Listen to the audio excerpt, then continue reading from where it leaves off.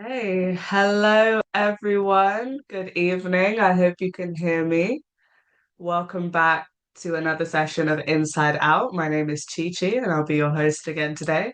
So, before we start, just another few brief housekeeping reminders. So, this session is being recorded for YouTube. So, again, any sort of sensitive information, let's try and avoid sharing anything that you wouldn't want on YouTube.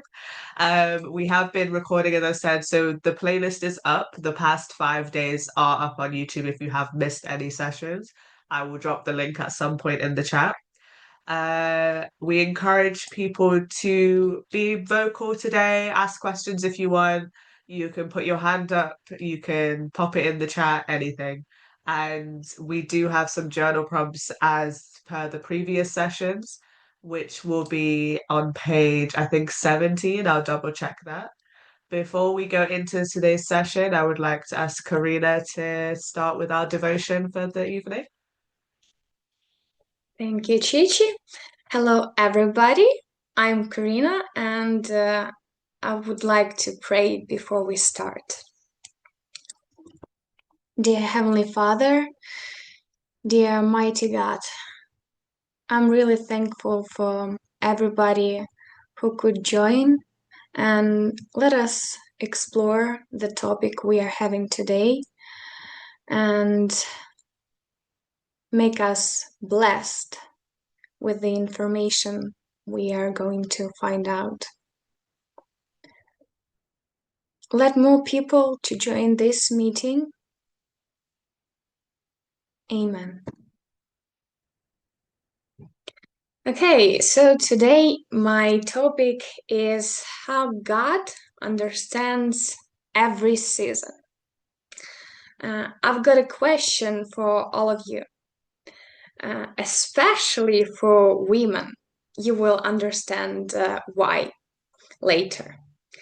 Have you ever had a day where you suddenly felt emotional, overwhelmed, irritated, anxious, or simply not like yourself and you didn't even understand why? You can just put emotions in the chat or wherever. Yeah, I see. Yeah, sometimes we feel guilty for it, and sometimes we think, why am I reacting like this? Why am I overthinking? Why do I suddenly feel so low? And for many girls and women, the menstrual cycle can genuinely affect emotions, energy, motivation, stress levels, and mental health. And it's not being dramatic, it's real. God created our bodies with complexity. But today, I want us to remember something important. Even when our emotions change, God does not. Our feelings can go up and down, and our energy levels may shift. Our thoughts can feel louder some days than others, but God remains constant. And that's why in Hebrews chapter 13, verse 8, it says, Jesus Christ is the same yesterday and today and forever. And honestly, this is comforting because sometimes we don't even understand ourselves fully, but God does. And in Psalm 139, David says that God knows us completely. He knows when we sit, when we rise, and even our thoughts from afar. God is not surprised by our emotions. He is not annoyed by our weaknesses. He does not love us less when we are having difficult days. Sometimes, as Christians, we think we always have to be emotionally stable to come to God, but throughout the Bible, people came to God with real emotions. For example, David came anxious, Elijah came exhausted and depressed, Hannah came overwhelmed and crying, and Jesus as well, he experienced deep sorrow and stress. And God never said, "Come back when your emotions are perfect." Instead, he says, "Come to me, just come to me." And I think that's especially important for young people today mental health suggests, because mental health struggles can already feel isolating. And also, hormonal changes, stress, studies, lack of sleep, pressure from social media, and suddenly even small things feel heavy. So, what do we do in these seasons? First, we give ourselves grace, not an excuse to hurt others, but grace to acknowledge that I'm a human and that God created me with limits. Second one, we learn not to build our identity on feelings. Yes, feelings are real, but they are not always reliable. One day you may feel confident, another day insecure, one day close to God, and another day emotionally numb. But your identity does not change. You are still loved by God, still valuable, still chosen, and still seen. And third, we stay connected to God even in emotionally difficult seasons. Sometimes the most spiritual thing you can do is simply pray honestly, like, "God, yes, today is really hard. I feel overwhelmed. I don't understand my emotions, but I'm still coming to you." And God can handle honesty. And maybe someone here today feels tired emotionally. Maybe you've been struggling mentally. Maybe you feel guilty for your emotions or exhausted by them. I want you to remember that God's love for you is not dependent on your emotional state. He stays faithful in every season. Just like seasons in nature change, our internal seasons can change too. But remember that winter does not last forever, and neither do difficult emotional seasons. And God walked us through all of them. And I want us to pray about it. So let us pray. Lord, thank you for creating us so wonderfully and personally. Thank you that you understand every emotion, every struggle, and every season we go through. Help us not to be controlled by fear or overwhelmed by emotions, but to stay rooted in you. Remind us that your love stays constant even when we feel unstable and when we are having a bad mood. Give us wisdom to care for our minds, bodies, and hearts. Jesus, I'm praying for the speaker that's gonna talk after me. Bless the speaker and let's reveal everything we need to hear. Amen. And now we will be having a song called Jesus Be the Name.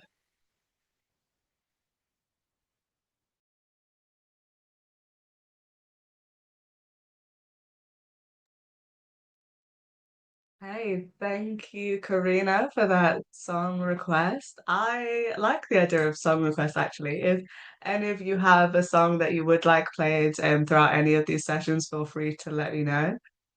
Just before, I don't know if I remembered to say this before I introduce our speaker. If you have any questions throughout this session or any comments, there's a Q&A button at the bottom of if you press the more buttons, you can put your questions in there or you can drop them in the chat or you can put them privately to me. But without further ado, tonight's session explores a topic that's incredibly important, yet often not spoken about enough. So, we're going to talk about the connections between hormones, mental health, emotions, and well-being across different stages of life. So, our speaker this evening is Sahar Sattar, and Sahar holds a master's degree in biomedical engineering and is currently undertaking a PhD focused on CPAP treatments for patients with obstructive sleep apnea.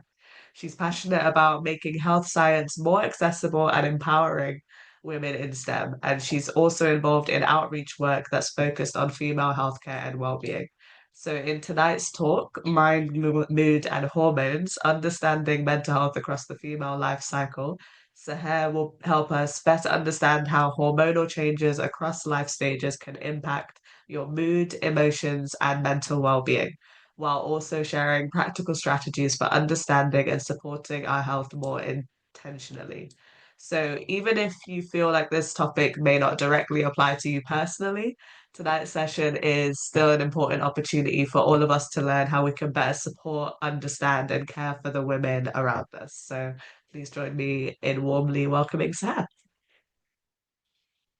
Thank you so much, Chi Chi, and hello to everyone. I'll just share my screen.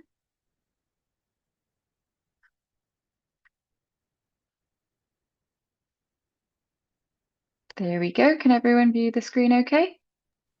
Yeah. Lovely. Okay, yeah. Hello, everyone, and thank you so much for joining me today. My session is called Mood, Mind, and Hormones, Understanding Mental Health Across the Female Life Cycle. So today, I would like to explore how hormones can influence the mood, emotions, behaviors, and cognition and well-being throughout different stages of life. This session is designed for everyone, whether you personally experience hormonal cycles, support someone who does, work in healthcare or well-being, or are simply interested in understanding more about the body and mind, about how the body and mind are connected. So today I'd like to talk about how hormonal changes influence your mood and how to work with your body instead of against it. So the objectives and things I'd like you guys to come away from at the end of this session is that you'd have a better understanding of the connection between hormones and mental health. You're able to recognize common emotional cognitive changes across your cycle. You can learn when symptoms are normal versus when to seek help, gain practical strategies for self-awareness and well-being, and better understand hormonal changes across your lifespan. One important thing I'd like to say from the beginning is that this topic is not about stereotyping women or suggesting emotions are just hormonal. Hormones can influence your mental health, but they do not define who you are. And not all mood changes are hormonal. Mental health is a complex thing and is influenced by many things, including stress, sleep, relationships, work, physical health, nutrition, trauma, your environment, your social pressures. But what we do know is that hormones can significantly influence the brain and the nervous system, and understanding them can help reduce confusion, shame, and self-criticism. So during this talk, my agenda is to cover the hormones in the brain, the menstrual cycle, hormones across the female life cycle, have a look at how hormones differ between male and females, and give you guys some self-help tools. So first off, what actually are hormones? Hormones are chemical messengers made by glands in your body, and they travel through your bloodstream to send signals to different organs, including your brain. You could think of them as part of the body's communication system.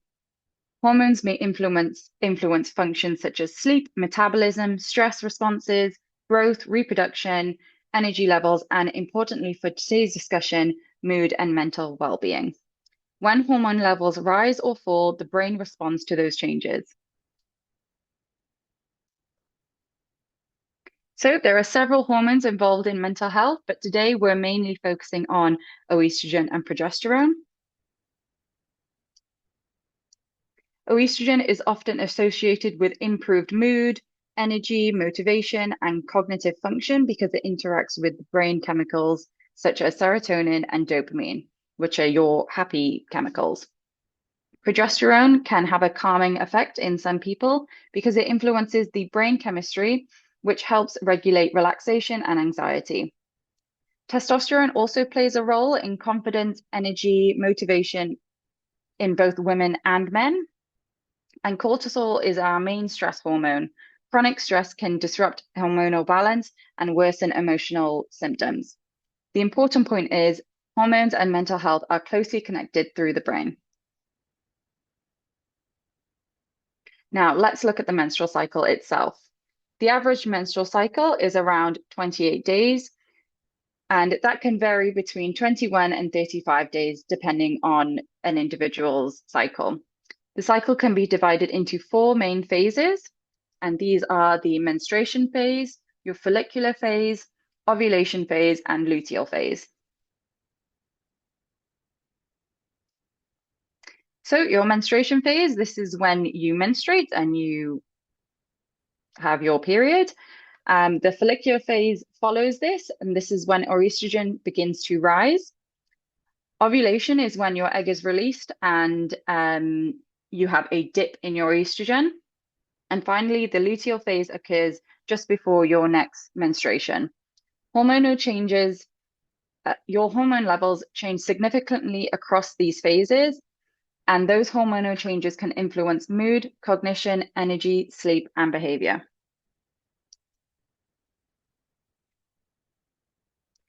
So during menstruation, both estrogen and progesterone are relatively low. Some people feel tired, emotionally sensitive, or less socially energetic during this phase. Others may feel relieved because pre-menstruation symptoms have improved once your period has begun. Physical symptoms such as cramps, headaches, bloating, or disrupted sleep can also affect your mental well-being. It's important to remember responses vary greatly. So some people barely notice changes during these different phases, whereas other people notice significant changes. So following your menstruation phase, you have your follicular phase. And this is where your estrogen levels begin to rise. Estrogen is often associated with serotonin and dopamine activity in the brain, which may contribute to an improved mood, motivation, focus, and confidence. Many women report feeling more productive, social, and mentally clear during this phase. Again, this is not universal, but it's pretty common. It's a pretty common pattern, and people recognize once they begin tracking their cycle. So you can, like I said, you can have improved mood, improved motivation, improved confidence, improved cognitive flexibility, and an increased sociability.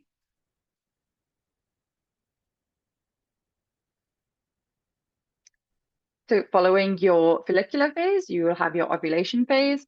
And this is where your hormone levels, particularly estrogen, sort of peak. So you've got a peak in your estrogen and you've got a peak in a small amount of testosterone. Some people experience higher energy levels, increased confidence, increased strength, increased communication, and increased social engagement during this phase. Research also suggests that some women may feel more verbally fluent and socially engaged during around ovulation time. From an evolutionary perspective, this phase is associated with increased fertility. So biologically, these changes are occurring throughout your body and your brain.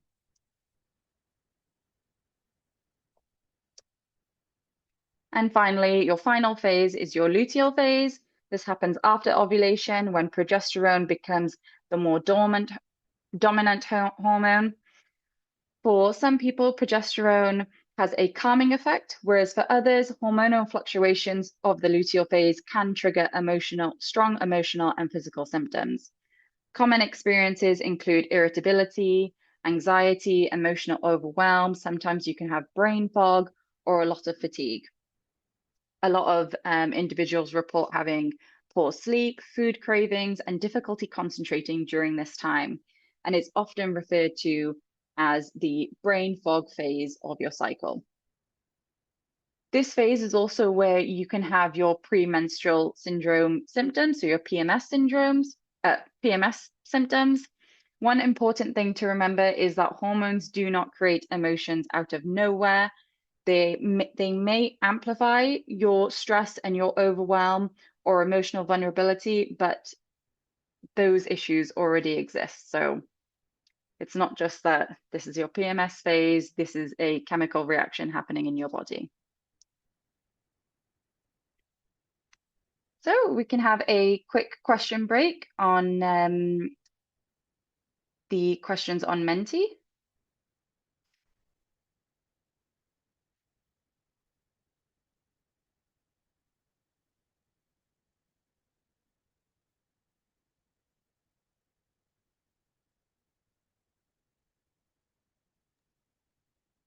Can we all see the Menti screen? I will drop again in the chat. In the chat is where the link to the Menti is and the code. Okay, brilliant.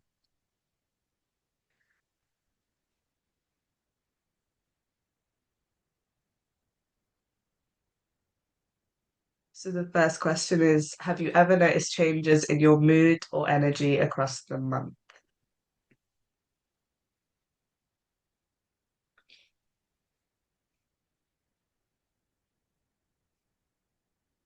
Yeah, I think that's a Okay. pretty strong Very one-sided strong, response. yes. I'm giving people a second to join before we move on to the next question. How many we got? Okay. We have 17, 18. Okay, should we move on to the next one? Or are people? Oh. Yeah, I think the next one is, did you ever learn about how hormones affect your mental health in school? Oh. Interesting.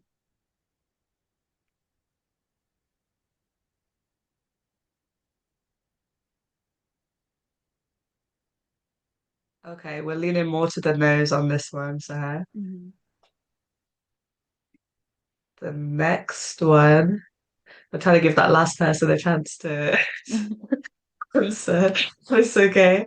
The next one is, if you tracked your energy for a month, what patterns would you notice?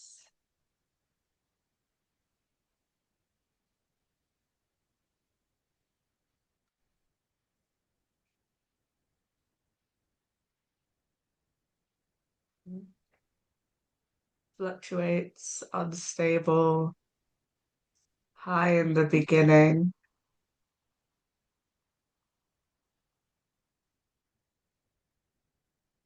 inconsistent, not stable, low during the period. Yeah. State, or someone said stable. Another one for fluctuates. Okay, I'm gonna give it a 5 second delay. Okay, no more responses for that one. What symptoms do you notice across your cycle? Or you could say just across the month. What Yeah. kind of hormonal symptoms do you notice in the differences? Fatigue, tiredness, fatigue, headache, cramps, migraine, annoyed. I missed that new one that came in. Whoa, blotting, irritable,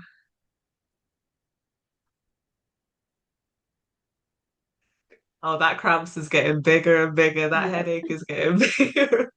I feel like people are Low just mood. rewriting. Any more symptoms? Backache, that's a big one. Hmm. Nausea, irritation, low mood. Yeah, I think cramps is the biggest one there. Cramps is the largest one. Hmm. Is there a new one that just came in? That was Backache, vomiting. vomiting. Yeah, vomiting and nausea is Nausea a and big one. vomiting. Hmm. Okay. That was the last question for me. Amazing. Thank you, Chi Chi.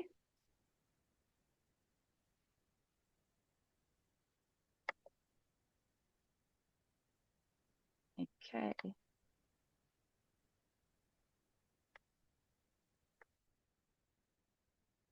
here we go. Okay. So moving on, now let's widen our focus and look across the female life cycle. So you've got four main stages during a female life cycle. You have your puberty, your early adult years, pregnancy slash postpartum years, and perimenopause and menopausal years. And then here is just a graph showing the fluctuations in estrogen and progesterone during your life cycle. So in your early years, it's pretty stable, it's pretty low. Once you hit puberty, that's when you start having a few fluctuations and increases. You have your peak estrogen and progesterone around a pregnancy period. And as you age into your perimenopause and menopausal phase in life, that's when things start to drop.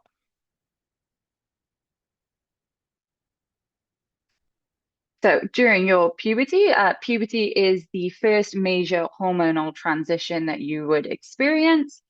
During your adolescence, hormone changes occur alongside major brain development, social pressures, identity formation, and emotional development.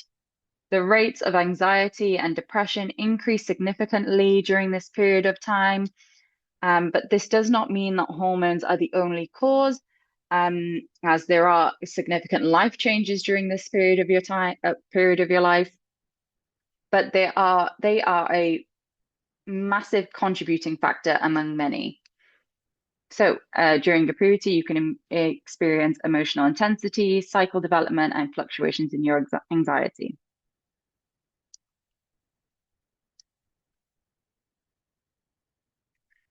During your early adult years.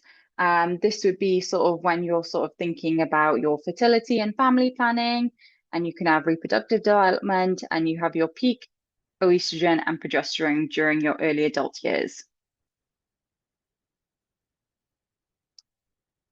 Pregnancy and postpartum period involve some of the most dramatic hormonal changes your body may experience. So there's a massive hormonal shift during this time. Um, a lot of individuals struggle with identity transition, transitioning just from someone into someone's parent, and you can have a lot of sleep deprivation during this time. And there is just an overall increased vulnerability to anxiety and mental health during this period in your life. After birth, hormone levels drop rapidly. And like I said, sleep deprivation, physical recovery, identity changes, caregiving demands, they all place a huge amount of stress on your mental well-being. Many people experience temporal emotional sensitivity, often called the baby blues. However, some develop actual postpartum depression or anxiety, which are serious but treatable with mental health considerations. Awareness and support are incredibly important during this stage, and they can really help you get through this part of your life.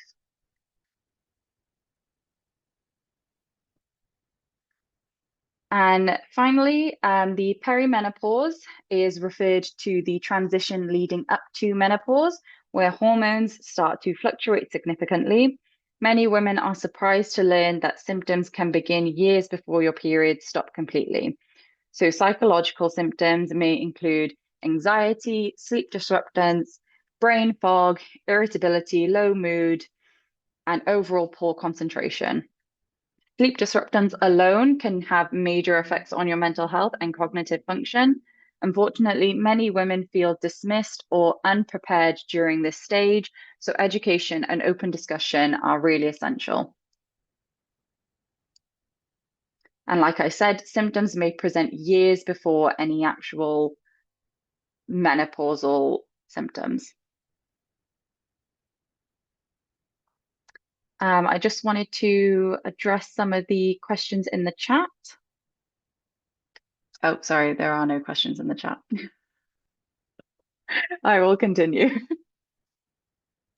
We do have one that came in Oh, my do we? chat, which was Okay. just how how in your opinion important it is, do you think, for partners to track their wife's cycle?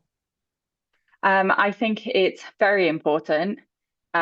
Just talking from personal experience off the cuff, um, it just sort of pre-explains any sort of highs or lows that you're experiencing during your cycle. I think it can, knowing where your partner is in their cycle can sort of communicate on your behalf, especially because with a female cycle being up to a month long, it's kind of difficult to sort of even track yourself.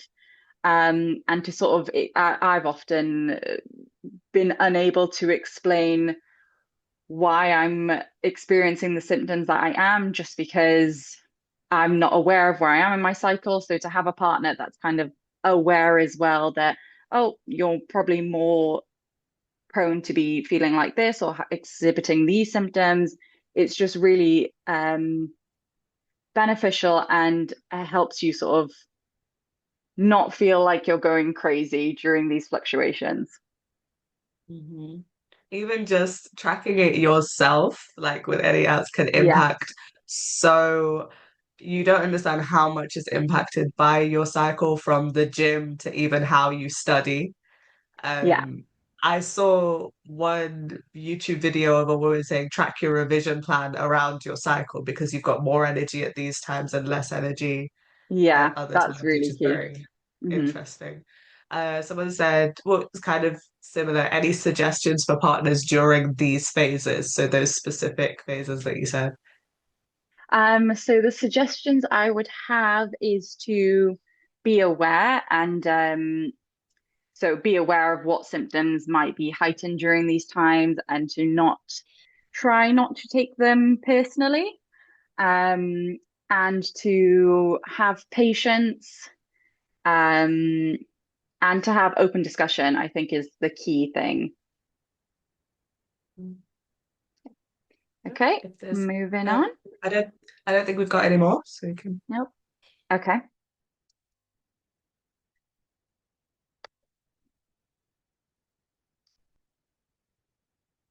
Here we go. Okay, so I just wanted to touch a bit on male versus female cycles. And because today's audience does include both men and women, it's useful to briefly compare the different hormonal rhythms. So females experience a monthly hormonal rhythm, whereas males experience a daily hormonal rhythm. So what I mean by that is, as you can see from these hormone graphs, women have quite large fluctuations in their hormones, whereas males have quite stable and predictable fluctuations. So these graphs are showing your fluctuations across a span of 28 days. Men typically experience more stable hormonal patterns with testosterone um, following a daily rhythm, which usually peaks in the morning and slowly declines as the day goes on, and then repeats daily. Whereas women generally experience larger hormonal fluctuations across the month due to their menstrual cycle. So it's really important to be aware of these biological different patterns. These different patterns can result in different behavioral patterns, emotional patterns, and different mental health needs. Neither pattern is better or worse. They are simply biologically different. Understanding these differences can improve empathy, communication, and self-awareness. So I just wanted to talk a bit about what happens when these symptoms present extremely or unpredictably, and there can be a bit of cycle confusion. This is important to be aware of as it's common in menstrual experiences. And I did mention this earlier, but there is PMS, which is premenstrual syndrome, which refers to the physical and emotional symptoms that occur before menstruation. Around 70%, 75% of menstruating women experience some PMS symptoms during their lives. For most people, symptoms are manageable, although still unpleasant. Symptoms usually improve shortly after menstruation begins. Importantly, PMS is not being overly dramatic or overreacting. These are real psychological and neurological responses due to your cycle. Another condition is premenstrual dysphoric disorder, or PMDD. This is a more severe condition which affects mental health significantly and can interfere with work, relationships, and daily functioning. People with PMDD may experience severe depression, anxiety, emotional distress, or feelings of hopelessness during their luteal phase. Symptoms are often cyclic, meaning that they improve after menstruation begins. And PMDD is recognized as a real medical condition, and support is available through healthcare professionals, therapy, meditation, and lifestyle interventions. Unfortunately, many women do report feeling dismissed after speaking to healthcare professionals about hormonal symptoms, particularly when describing symptoms, particularly when your symptoms that you've described to your GP or your doctors are often dismissed as being normal, or they are minimized by your healthcare professional. While symptoms are common, that does not mean that they should be ignored. And if they are significantly affecting your quality of life, your relationships, or your daily functioning, people deserve to feel listened to and supported. So what can we do to work with our bodies instead of against them? It's very important not to oversimplify mental health as just hormones, and as hormones can interact with many different factors, including stress, sleep, nutrition, relationships, trauma, chronic illness, and work-life demands. For example, poor sleep can worsen your PMS symptoms. Chronic stress can disrupt hormone regulation, and hormonal changes may intensify existing mental health difficulties.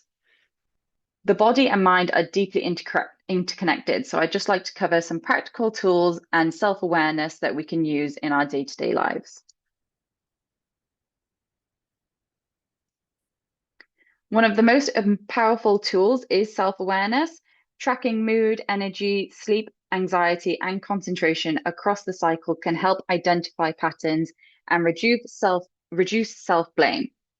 Lifestyle factors such as sleep, movement, nutrition, hydration, and stress management can also improve resilience. And importantly, seeking support when symptoms become distressing or disruptive is a strength, not a weakness. It is very important to have a lot of self-compassion during the different phases in your life.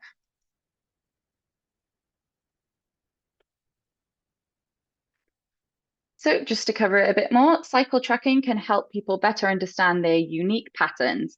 Some people notice that they need more rest during certain phases of their cycle. Others notice increased anxiety or social fatigue at predictable times. Tracking can improve self-awareness and also provide useful information for healthcare professionals if support is needed. Apps, journals, or even simple calendars can work.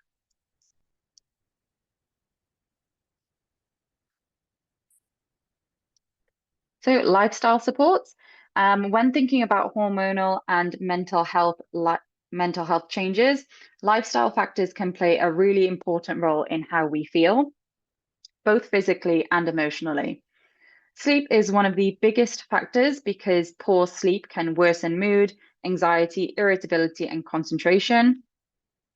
They recently discovered that actually women do require more sleep than men. I think the average sleep amount that we were being told that we needed was 6 to 8 hours. However, some more research has been done, and women actually benefit from having up to 8 to 10 hours of sleep.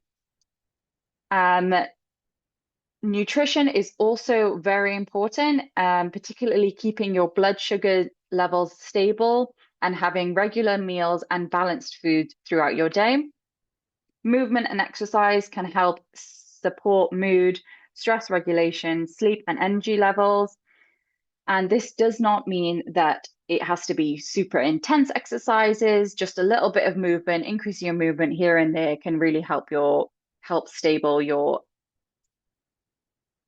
fluctuations. Stress management is also key because chronic stress can affect both hormones and mental well-being.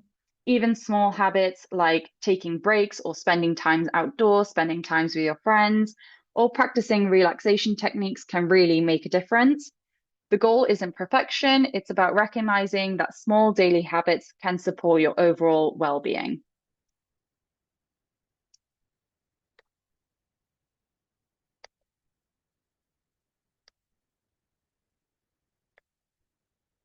And just finally, one more important thing is that we can develop a lot of self-compassion for ourselves.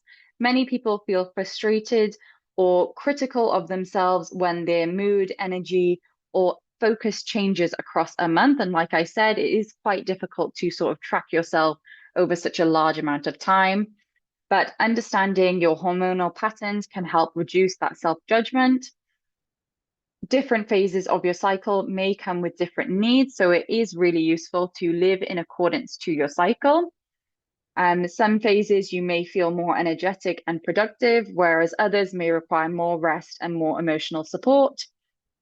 Self-compassion means listening to those needs rather than constantly pushing them away and working through exhaustion and overwhelm.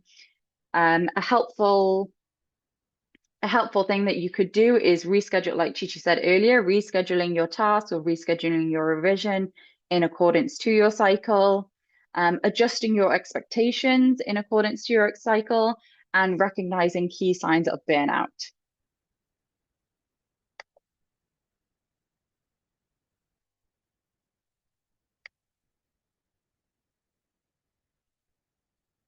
Okay, to summarize today's session, hormones can affect your brain and your mental health as they interact directly with the brain and the nervous system, and experiences vary and are deeply individual, and there is no single normal experience.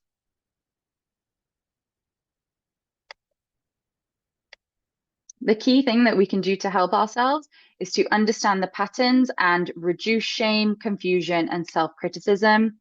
More severe symptoms, especially those affecting safety and daily functioning, deserve proper support and care. And finally, hormonal transitions occur throughout your life. So it's not just during your puberty or during your early years. These fluctuations occur throughout your life, and it is a lifelong experience. Understanding your cycle is not about limitation, but it's about being more self-aware so that you can better help yourself and work with your body instead of against it.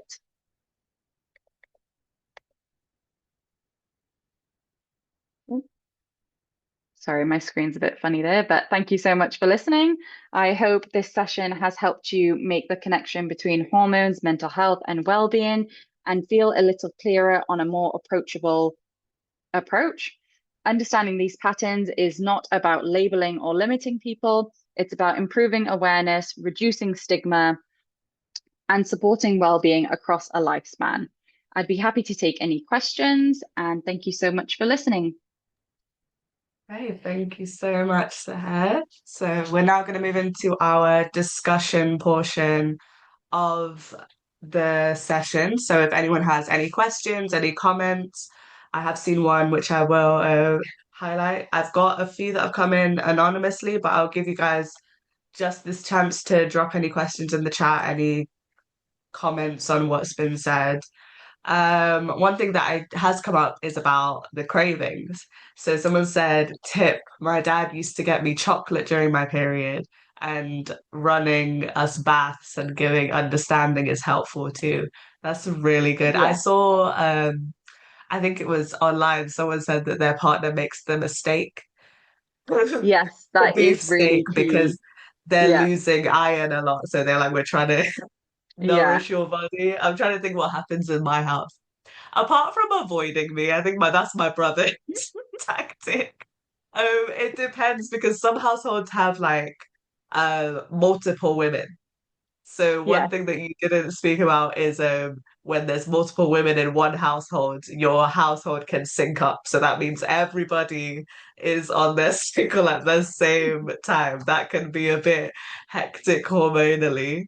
But again, My so my household is all women, and okay. we rarely sync up actually. Actually, we're usually one after the other.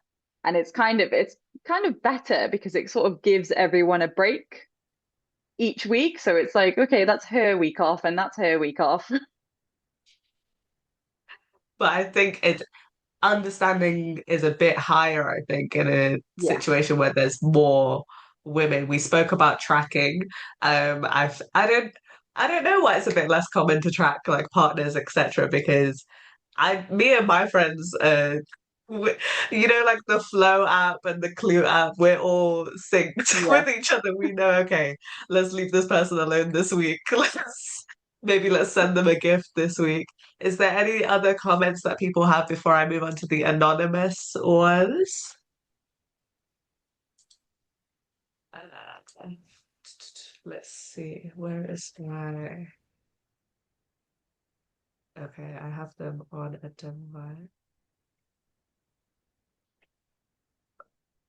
Okay. How can mothers, older sisters, mentors, or youth leaders help younger girls have healthier conversations about hormones and mental health from an earlier age? So that's a really good question. I think girls and women benefit from having these discussions with the trusted women in their lives. And I think practical ways adults can help is by starting these conversations before the problems arise. So before you sort of have these like massive fluctuations and massive changes, it's kind of good to sort of make your children and relatives aware of that these things do happen and they are normal and they're not just oh, she's being super hormonal and that's not okay. They are completely normal. It's really good to use clear and accurate language when you're having these discussions, and to just be, yeah, normalize emotional changes and just be really open about the fact that these things do occur. My next one is, what do I do if I think I'm getting abnormal symptoms and my GP isn't listening to me?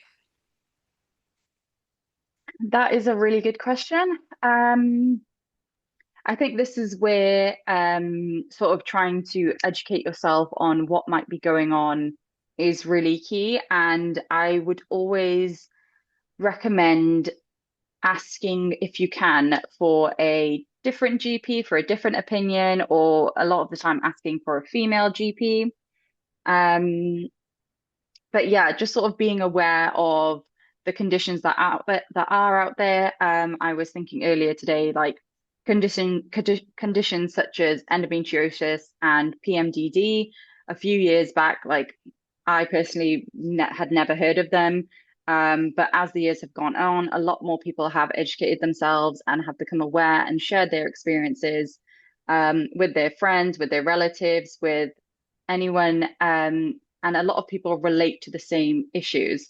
So I think becoming more aware and understanding that, oh, other people do experience these things as well, and just trying not to let your GP that's not listening, trying not to let them sort of get you down and dismiss you, because I think it's no secret that female health is not very widely researched, or not as widely researched as it should be by this day and age.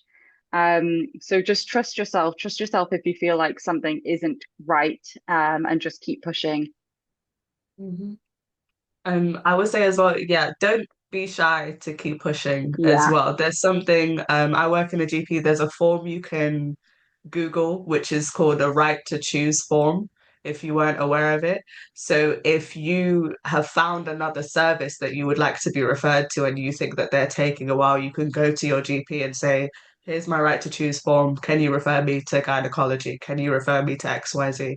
Because unfortunately, there are discrepancies and it's unbalanced in terms of Black and brown women as well, in terms of Hmm. healthcare and menstrual cycle healthcare as well. So sometimes you are dismissed earlier than you need to be when it comes to your pain, and they normalize certain things. I know for me, like I had really horrible symptoms at one point, like I'm throwing up every month. Like I can't go to school. I couldn't go anywhere. Like I knew if this week was coming, just I need to Yeah. call in sick, which is not I for ages I was going in and they were like, well, that's symptoms. That's that's what happens. And then I finally spoke to my dad about it and he was like, what? Yeah. He was like, that's not normal. He Yeah, said that's yeah. not And supposed that's what I it, mean. Like having yeah. open communication is so Hmm. important because a lot of the time you don't know what is normal and what's not normal. And I feel Hmm. like the fact that it's not spoken about a lot, it's just kind of like, oh, well, this is normal then. Because if this was an issue, I'm sure everyone would be shouting about it. But it's just Hmm. the lack of open communication about it just makes you feel just a bit boxed in. Yeah.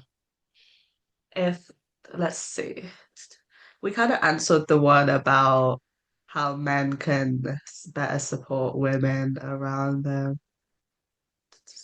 Are there any practical lifestyle habits that genuinely help support mood and emotional well-being through different stages of the cycle? Um, I personally, like we sort of said earlier, is sort of rescheduling your life in accordance to your cycle. Sorry, I don't know why. So, it's fine. So, like at certain times in my cycle where I know that I'm feeling like really energetic, really sociable, I'll book in a few, like I'm going to be meeting up with my friends around this time. And at the times where I know I'm going to need a lot of rest, I clear my calendar out around that time in my cycle. So I think it is just working with yourself instead of trying to and expecting yourself to just work how it should be like anytime, any day. It's a lot more harmonious mentally and physically to sort of be aware of, well, this is when I'll have high energy, this is when I'll have low energy, this is when I'm going to arrange my tasks and arrange my life. So I think that is really key. Hmm. Um, I know we spoke about exercise very briefly, but it does Mhm. especially when you're in the middle of your period and you're have your highest cramps, it doesn't have to be I'm going to the gym, I'm gonna do Stairmaster, then weights, and then this, and then my period's gonna Yeah. be gone. You're obviously way lower energy at that point. It can literally just be a 5 to 10 minute walk, and that can even help reduce and alleviate your symptoms as well. Yes, even just like stretching and even just like just Hmm. literally any sort of movement, a little bit of yoga, that can really help alleviate your symptoms. What cycle tracking apps can you recommend? I really recommend Clue. I did have Flow for a period of time, and I know Flow has the that you can share with your partner feature, but I mean, I'm talking about the free apps here. The main issue I had with Flow is that a lot of the features you have to pay for. I mean, there's it's the same on Clue as well, but I feel like with Clue, they have more specific things that you can track. So I know on Clue I can track like if I'm having joint pain, if I'm having salty cravings versus sweet cravings. It's mainly the joint pain that I really like to track because I personally have a lot more joint pain and a lot more I'm more susceptible to injury the week before my menstruation. And I always just thought that this is just a weird thing, or maybe this is a normal thing. I never really mentioned it. And I was actually speaking to a physiotherapist, and I did say this to her. I was just like, I'm just feeling really weak. I'm just feeling really sore. I just feel really fragile right now. And she was like, is your period due next week? And I said, it is. She was like, just keep an eye on it. And I've just realized that it is every week before my period. That's when I'm just feeling like I'm glass and like I'm just going to injure myself. So I really like Clue because you can just like hone in on different, more obscure symptoms. So it's not just like your typical hormonal symptoms. There's a lot more range on Clue. Do you use any other apps? I mainly know about Um, Flow and Clue. those are the Clue. main two. I could have a quick Google and send them Yeah, to you guys if there's a bit more. Those are the main. I do prefer Clue. I agree. Flow has a lot more pay to access this, pay to access yes, this. yeah. Flow has a lot more of those, and Clue actually does have the sharing. And you can Does share it? with a lot more people on Clue. Flow, you Okay. can sync the app with one person. Yeah, but any more before we? Even if you're not tracking, kind of, sometimes people just do it manually. If Yeah. you do Google the follicular phase, the luteal phase, etc., you can see it comes around. I know my brother, he's not here, so I can talk. He says that he insists that he can just tell. Yeah, yeah. He knows, okay, this week we're leaving Chi alone. This week, maybe I'll be nice and get her a Yeah. chocolate or something like that. It's with So, one of my sisters. I can just tell. is it? And like I said, during your luteal phase, you can either be very irritable, or a lot of people actually find a lot of calm and tranquility during their luteal phase. Not to air out her business, but my sister, she's the nicest during her luteal phase, and I'm always quite confused. I think I'm the nicest as well. Yeah, I'm way more positive. I'm like, oh, guys, we can do everything. I am the opposite of that. If there isn't any more, I will thank Sahar for your present. Oh, let's Oh, go back. Sorry, I'm rushing ahead. Back to cravings during menstrual periods. How bad is it to give in to those, and how badly can food make your hormones and mood worsen? That's a good question. that is a good question. I think this would circle back to what I was saying about the having self-compassion. So, and this is another thing that it is, um, if you're sort of like, I'm sort of dieting right now, I'm trying to keep to a diet, I'm trying to keep to healthy eating and things like that. But a lot of the times that just won't work when you have such a fluctuating cycle. So I think it's just really important to have self-compassion and to sort of be aware that, like, look, my body's going through this. I am going to give in to these cravings. This is clearly what my body needs. So I wouldn't say it's bad to give in to your cravings, because your body craves something because it's craving it, you know? It's not going to be craving it if it's not going to help you in a way. Yeah. There's normally a reason that you're craving that specific thing as well. So as you said with steak, like you're losing a lot. Yes. You may not be craving that steak, but it helps your body because you're losing a lot of iron. Sometimes, if you are, I know we've got our health principles as SDAs. So if you are craving certain things, and it's like every time I'm craving chocolate, chocolate, chocolate, and you are like, okay, let me try and reduce it. You can Google kind of in advance if I'm craving chocolate during this phase, what's an alternative? So Hmm. there's chocolate covered strawberries, for example, or you could do like a healthier kind of flavored milk, for example. If you're craving sweet stuff, you could try and stock up on fruit beforehand, stock up on your Greek yogurts, get that in advance because I do agree. A lot of the times when you do get to those cravings, it's just kind of like a negative cycle of, okay, I'm Yeah. craving chocolate now, I'm craving salt, but then now I'm breaking out because I've eaten a lot of chocolate, I've eaten, and now I feel horrible because I'm breaking out. And Yeah. it's just a repetitive process. Maybe that's where the partners can come in as well. Yes, yeah, with the support.